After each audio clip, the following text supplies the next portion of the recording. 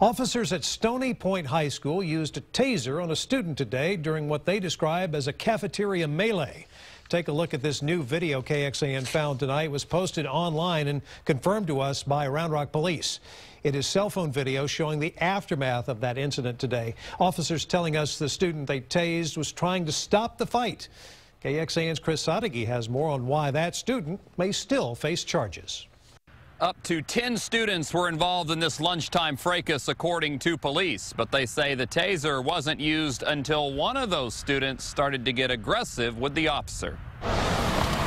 Even though the initial fight was between just 2 students, several more got involved, according to police. They say one 16-year-old had a bear hug on another student, seemingly trying to stop the fight.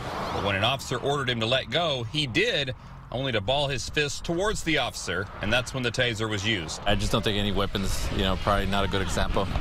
So I'm sure there's different ways to do it.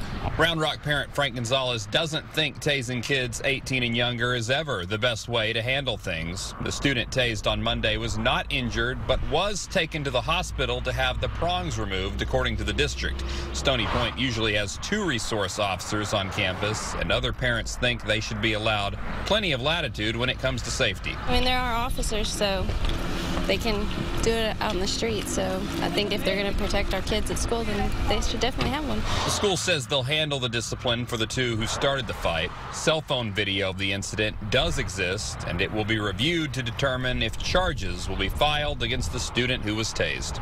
And Round Rock police say this is the first time one of their officers has ever had to use a taser inside a Round Rock school, and that the officer who used it in this case is a more than 10-year veteran of the force. We're in Round Rock. Chris Sadeghi, KXAN News.